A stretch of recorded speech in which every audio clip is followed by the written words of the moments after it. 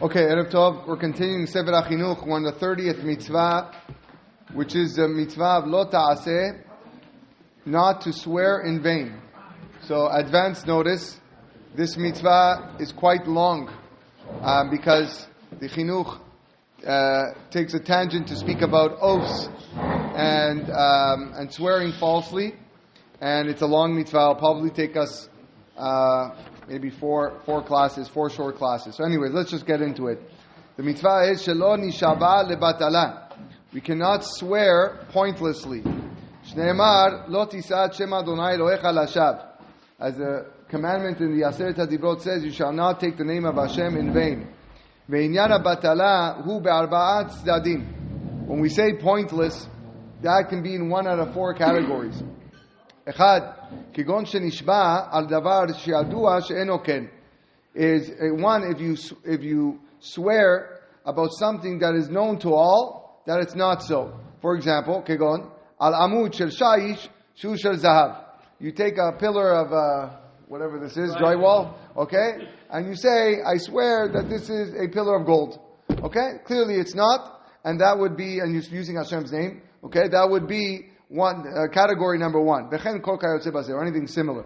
Hatzad hasheni, the second category, would be kengon shenishba al hayadua shehu ken, with something that is known, and you're just clarifying it. So I swear in God's name that is a pillar out of drywall.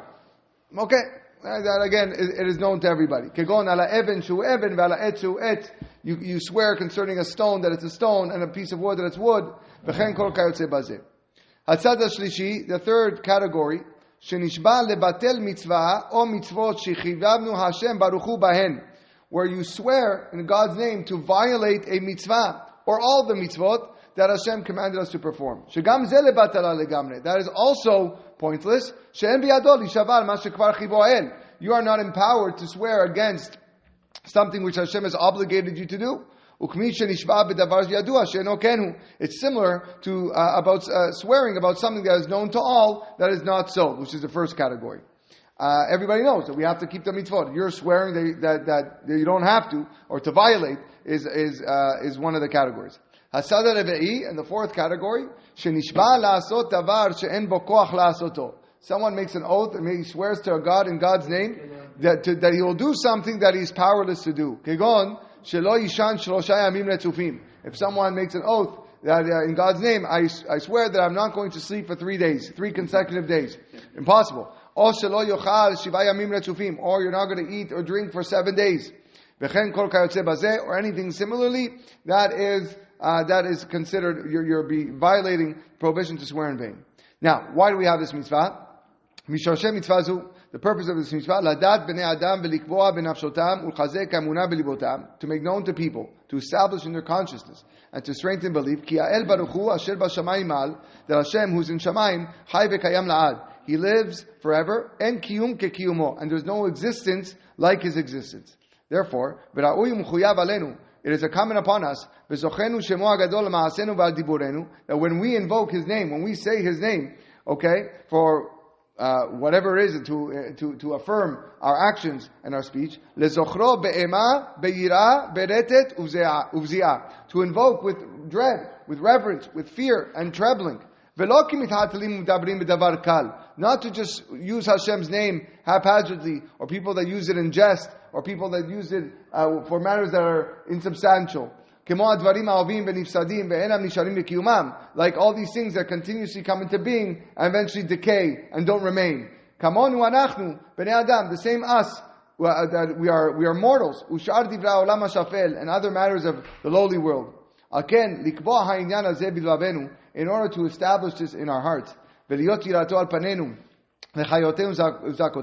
that our fear of Hashem should constantly be seen in our faces to give us life. God gave us a mitzvah not to use or say His name in vain, for no reason. And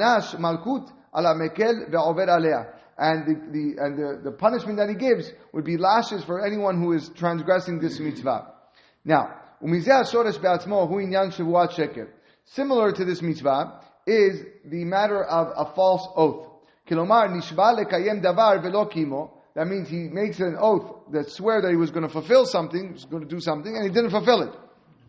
Shehi nikret shevuat bitui. We call this an oath of utterance. Sheba aleh alav acher. This is a different avera that we're going to see b'fnei atzmo b'ser kedoshim tiyu in Parashat Kedoshim. That avera is k'mo shneimar v'lo tishave'u b'shmi la'shaker. Don't swear falsely in my name. So one of them is you're using Hashem's name as an oath. It's not false, right? You're saying that this is right, that this is whatever, or it's unnecessary. Okay, actually one of the categories was false, but it's unnecessary. Here is you're saying you're swearing, but you're swearing falsely. You don't fulfill what you're going to do. If someone swears by Hashem's name in order to avow what supposedly was, and he knows that he's uttering a falsehood, he is indeed totally disregarding the fear of God, as if he's saying that there's no truth to Hashem's existence. May his lips be silenced. Same thing for someone who swears to do something but then doesn't do it. He also is among those people who rebel the light and is deniers of the truth. The meaning of swearing, lefi dati, what I think it is,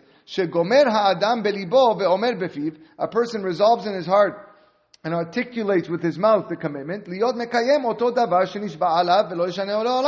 to uphold the matter and never switch it. I swear I'm going to do something, I got to do it. To the exact T, not even one iota off.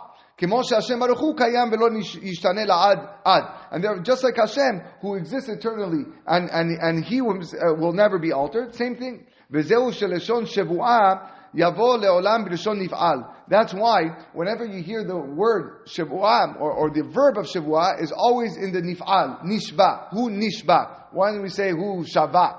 Okay? But it's always nishba. Means he has been adjured. Kilomar shenif'al bidvarav. Because his expression, right, he's been affected by his words. What you've said, you're now being affected by it. And you have to come through with it.